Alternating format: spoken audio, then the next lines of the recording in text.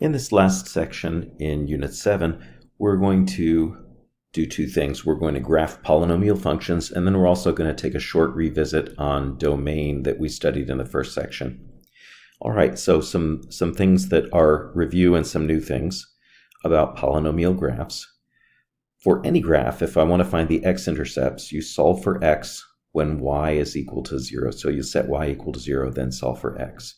If I want to find the y-intercept, solve for y when x is equal to 0. The real zeros of a polynomial are its x-intercepts. So whenever we talk about zeros, we are really talking about the x-intercepts, provided those numbers are real numbers. We're not going to get into the imaginary numbers. All right, if I want to find out a little bit more about our graph, we can do a number line analysis to give the sign of the y values in between the zeros. And then we're going to use one other thing to produce our graph. Well, two other things. We're going to sketch the shape of the graph near each x-intercept. And if the 0 is multiplicity 1, then the graph is going to resemble a linear function near the 0, so near the x-intercept. It's not going to be a linear function, but it's going to kind of pass straight through the x-axis. If we have a 0 of multiplicity 2, then the graph's going to represent a quadratic function, and that is near the x-intercept, it's going to kind of look like a parabola. And then finally, if we have a 0 of multiplicity 3, the graph's going to look more or less like that cubic parent function y equals x cubed near that x-intercept. The right and left ends of the graph either have y values that approach positive infinity or negative infinity, so it'll kind of shoot straight up or straight down on the left and the right ends. All right, let's take a look at graphing a polynomial function. It's been given to us in factored form, so that's good. We can find the x-intercepts by setting y equal to 0. So I'm going to take the equation and replace y with 0. So 0 equals 2/3 times x plus 2 times x minus 3 times x minus 1. So one of our zeros, or x-intercepts, is negative 2, 0. Another is 3, 0. And another is 1, 0. So those are going to be some points that we can graph right away. Now let's also take a look at y-intercepts. To find the y-intercept, I'm going to take my same equation, but now I'm going to replace all the x's with zeros. So y equals 2/3 times 0 plus 2 times 0 minus 3 times 0 minus 1. So I'm going to fill in those zeros, replacing all the x's with zeros, and now we just have some arithmetic to do. So y is equal to 2/3 times, and it looks like we have 2 times negative 3 times negative 1, which is going to be positive 6. So that gives us 4, and so that means our y-intercept is the point 0, 4. Let's go ahead and graph those points.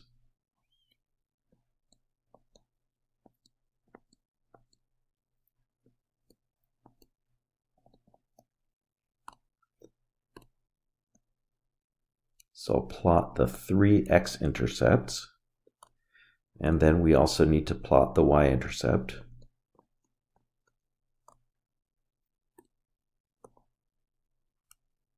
Next, I'm going to make a number line. On the number line, I'm going to put the 3 x-intercepts. And of course, they make the y value equal to 0. Now let's use a test value. If we pick a number that's larger than 3, and that's where I normally like to do it on the right end of the graph, I feel like that's generally easier. 2/3 is a positive number. If x is 4, for instance, 4 plus 2 is a positive number. 4 minus 3 is a positive number.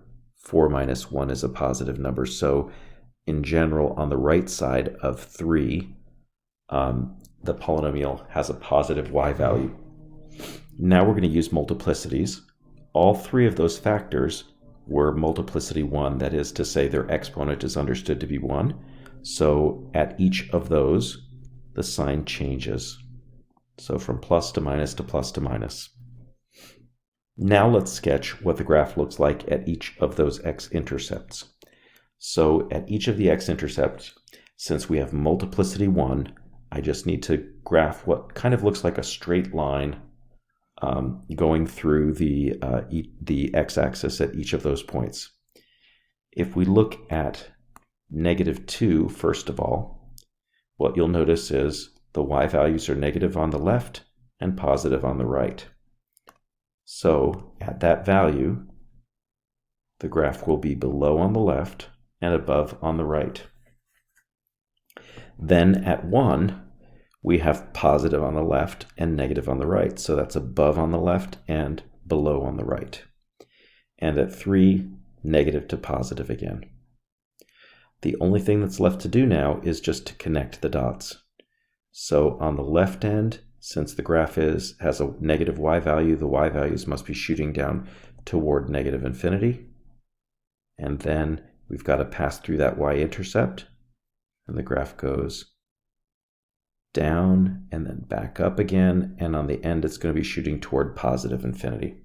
And that's the general shape. By the way, this point right here, the y-intercept, is that the highest point? I have no idea. It doesn't matter. We're just looking for general shape and intercepts. All right, so let's take a look at another example. We're given the polynomial in factored form, 3x squared times 2 minus x. So our x-intercepts are where y is equal to 0. For that, we can just set each factor equal to 0. So we'll have 0, 0, and 2, 0. Because if x is 2, the second factor is 2 minus 2, or 0. Our y-intercept is what we get when x is equal to 0. Now, quick thing is that if one of the x-intercepts is 0, the y-intercept's going to also be 0, since 0, 0 lies on both the x and the y-axes. So far we only have 2 points to graph, 0, 0, and 2, 0. And let's see, what's next? We're going to do a number line. I'm just going to mark off those 2 x-intercepts. Note that at those 2 x-intercepts, the y value is equal to 0. Pick a number that's bigger than 2, so the number in the right region of the number line. So I'm just going to pick 3. 3 times 3 squared is positive. 2 minus 3 is negative, so we have a positive times a negative, which is a negative. Now 2 came from the 2 minus x, and that's a multiplicity 1. So that's going to be a sign change. And then the 0 came from 3x squared, and that's multiplicity 2 since the x is squared. So that means the sign is going to not change but bounce. And you'll see what I mean by bounce in just a moment. So at 0 on the graph, the y values on the left of 0 are positive and the y values on the right are positive. So what that means is that graph is bouncing off of the x-axis like I just drew. And then at 2, the y values are positive on the left and negative on the right. Now we're ready to just sketch in the rest of the graph. Connect the dots, heading either more or less straight up, more or less straight down at the ends. Not exactly straight, just steep. All right, let's take a look at another. For this one, we can find our x-intercepts by setting each of these factors equal to 0. So we'll have 0, 0, negative 3, 0, 5, 0. And then we've got a y-intercept of 0, 0 as well. Let's mark these off.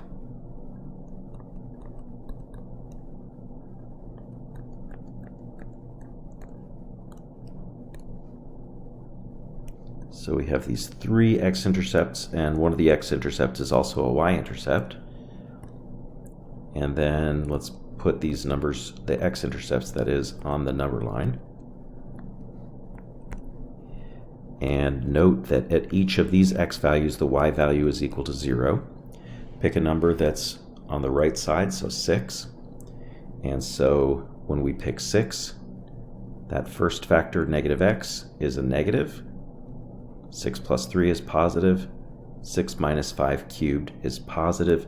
So on the whole, the y value is negative, because a negative times a positive is a negative. Now let's use multiplicities to find the rest of the signs.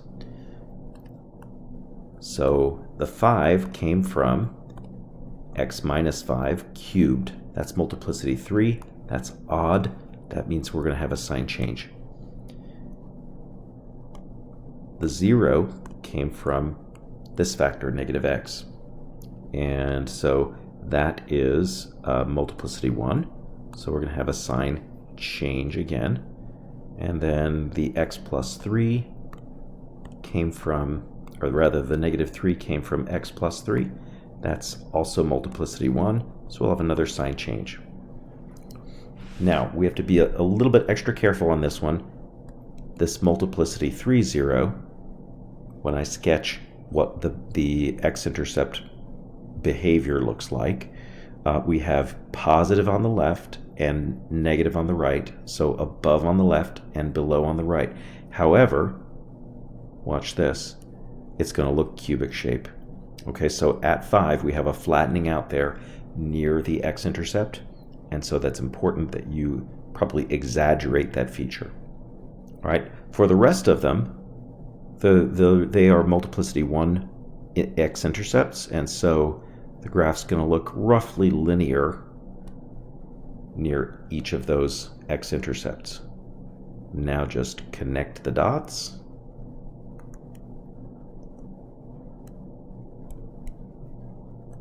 With the graph heading steeply up or down at the ends.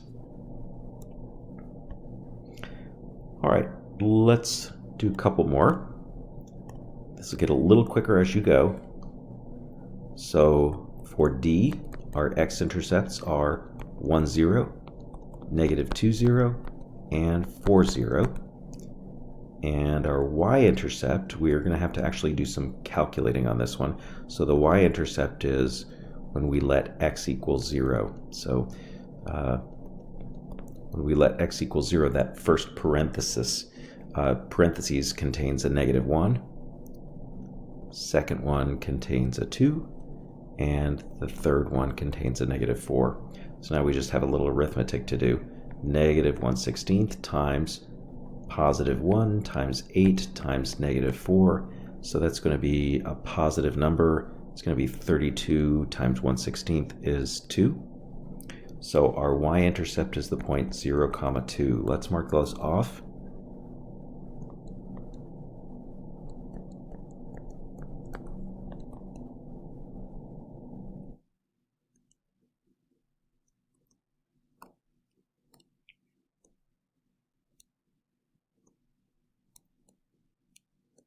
So 3 x-intercepts, negative 2, 1, and 4, and 1 y-intercept at 2. So now that we've marked those off, we can do the rest by number line analysis. So I'm going to put my negative 2, 1, and 4, only the x-intercepts, because we're looking for the y value in between each of the x-intercepts. All right, so I'm going to note that at each of those x-intercepts, the y value is equal to 0. Pick a really large number, or anything on the interval to the right of 4. And be aware that we still have that negative 1/16 sitting in front, so that's a negative. And then x minus 1 squared. So if I pick 5, for instance, 5 minus 1 squared will be a positive number. 5 plus 2 cubed is a positive number, and 5 minus 4 is a positive.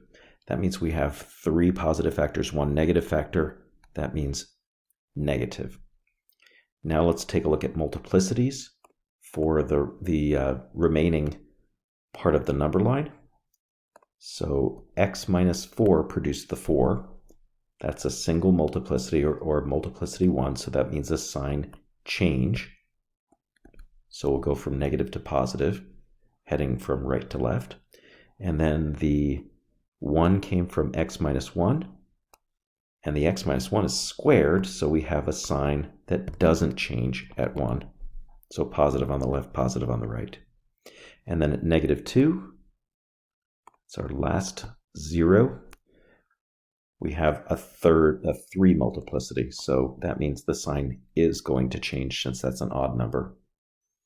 All right, so what's going on? Let's see. At negative 2, we have a negative to positive y value, and we have a cubic looking x-intercept. And then at 1, we have positive to positive, and that's going to be a quadratic or parabola-like looking x-intercept. And then finally at 4, we have a linear positive to negative going from left to right, or positive on the left, negative on the right. I'm just going to connect the dots. Make sure that you use the y-intercept as you connect the dots as well. And that graph's going to look like that. All right, let's do one more. For this one, we've got our x-intercepts of 0, 0, 4, 0, negative 2, 0. Those are just from setting each of the factors equal to 0. And since one of our x-intercepts is 0, y-intercept 0 also.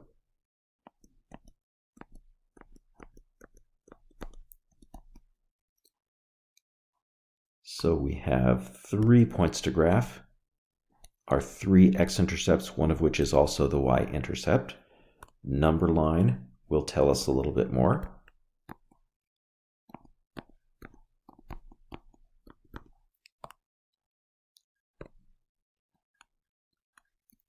So at each of those x-intercepts, the y value is equal to 0. Let's pick a number that's to the right of 4. So when we pick a number that's to the right of 4, maybe 5, bear in mind that negative 5/64 is a negative number.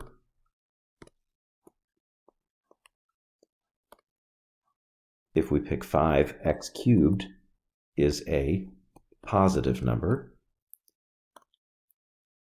If we pick 5, 4 minus 5 is negative, but then we're going to square it. So that's going to give us a positive result. And then if we use 5 for 5 plus 2 squared, that's going to yield a positive number. So we have one negative factor. That means that the y value is negative. Now let's use multiplicities. 4 came from 4 minus x, but 4 minus x was multiplicity 2. So that means the sign doesn't change. Now let's look at 0. 0 came from x cubed, and that's multiplicity 3, so we do have a sign change there. And at negative 2, that came from the x plus 2, which is squared, multiplicity 2, so we have the sign that doesn't change there. So what's going on? Our multiplicity 2's are at negative 2, and at negative 2 we have positive on the left, positive on the right y values. And then also at 4, but at x equals 4, we have negative on the left, negative on the right y values. And then finally, we have a multiplicity 3 x-intercept at 0. So we have to make that one look sort of cubic. Okay, connect the dots. And that's the general shape of that polynomial function. Okay, a lot of work to sketch these polynomial functions. An easier task is actually to write the equation given the graph. But it's really important for us to graph them first before we do this.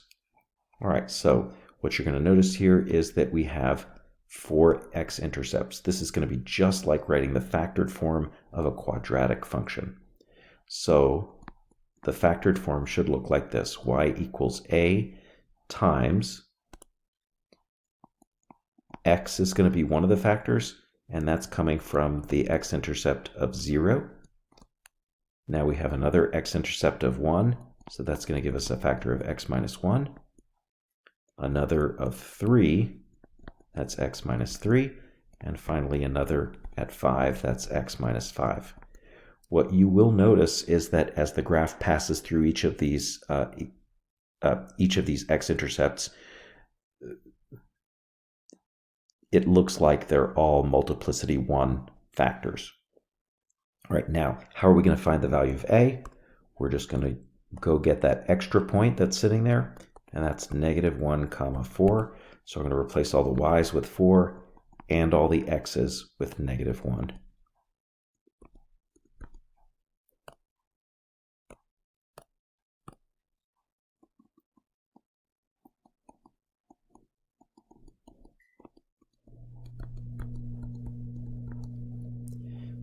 Now we just have some arithmetic to do. So let's see, we have -1 times -2, that's 2, times -4 is -8, times -6 is +48, so we have 48 times a. And then dividing both sides by 48, we get 4/48 or 1/12. So that means that the factored form of this polynomial function is y equals 1/12 times x minus 1 times x minus 3 times x minus 5.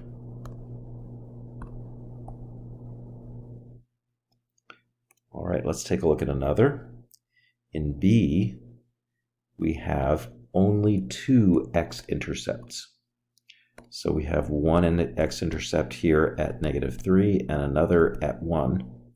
So that means that the factored form is going to look like this: y equals a times x plus 3 times x minus 1. Now let's take a careful look at multiplicities here, though. The -3 looks like a multiplicity 1 because you just see the graph passing straight through the x-axis. At 1, the graph is bouncing, so that looks parabola-like.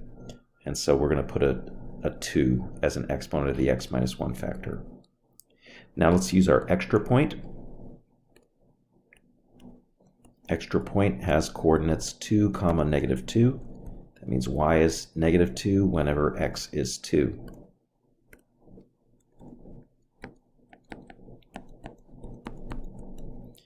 So we have -2 equals a times 5 times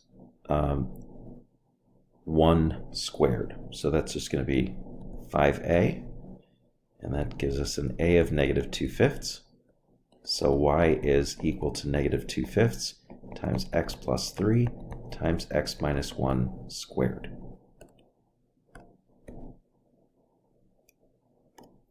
All right, well, let's check out one more before let you try these on your own.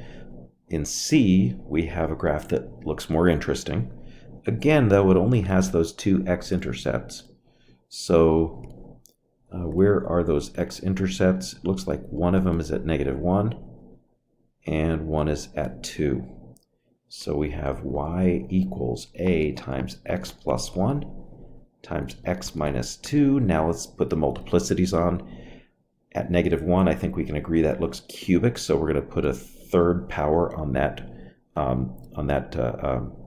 factor. And then at 2, it looks like we have a bounce that looks like a parabola, so x minus 2 is going to be squared. Now let's use our extra point. Extra point has coordinates 0, -2.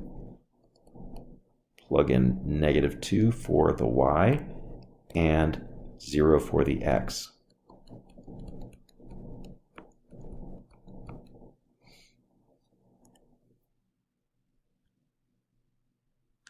So -2 equals, looks like what we've got there is 1 cubed and -2 squared. So that's going to give us a 4 times a. So it looks like a is -1/2. So y equals -1/2 times x plus 1 cubed times x minus 2 squared. All right, let's pause the video and try the very next one, D, on your own. All right, here's the equation of the graph in D. Now try E. Here's the equation for E. Let's do one more. Try F on your own. And here's the equation of the polynomial for F. Notice that this one had two multiplicity 2 factors. All right, the very last part of this lesson deals with revisiting domain using the skills that we have learned to solve nonlinear inequalities. So in example 3, we have a square root function. And what we can remember about a square root function is whatever sits under the square root, the radicand, has to be positive or 0. So it has to be greater than or equal to 0. Do not try to solve this algebraically. It's going to be a disaster. So what we want to do is factor, but we're not going to go any farther than factoring algebraically. After we factor, we're going to use a number line. So I'm going to create a number line, and I'm going to mark off the zeros, which are 3 and negative 3. Each of those make the polynomial 0. Let's pick a number to the right, maybe 4. 3 plus 4 is positive. 3 minus 4 is negative, so that means that the polynomial is negative over there. Both factors are multiplicity 1, so minus plus minus. There's a sign alternation at each. So what did we want to know in this inequality? We wanted to know where the polynomial is greater than or equal to 0, which means it's positive or 0. So let's grab a highlighter to make a note of where this polynomial is either positive or 0 on the number line here. Here's where it's 0. Here's where it's positive. So the domain of this function is the closed interval in between negative 3 and positive 3. All right, let's take a look at one that's a bit more complicated. This one has two things going on. So we have, first off, we have whatever sits under the radical for a square root has to be greater than or equal to 0. And we have the entire denominator, which is the square root of x squared plus 3x minus 2, cannot be equal to 0. Now, inequalities with a not equal to, we can solve those algebraically. Make sure that you don't square and try to distribute squaring to the subtraction. That's not going to end well if we try that. We'll postpone that restart. Okay, and so what we want to do is move that 2 over to the other side of the non-equation since it's not equal to, and then square both sides, and subtract 4 and factor.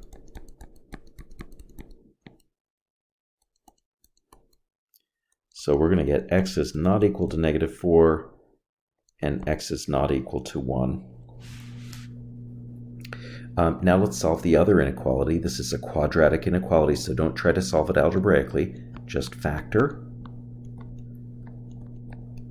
and then create a number line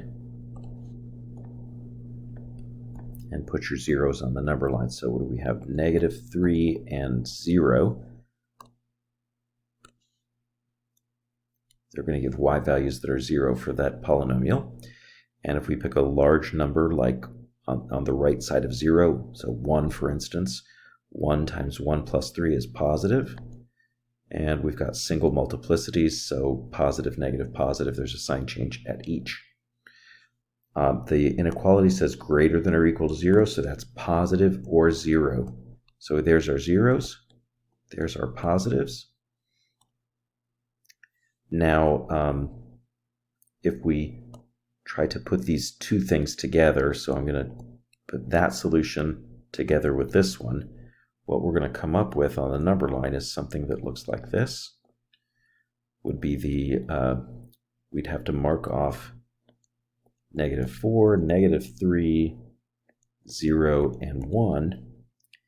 And when we're graphing the solution here, we would have those two regions that you see above, but we have to exclude -4 from the left region, and we also have to exclude 1 from the right region.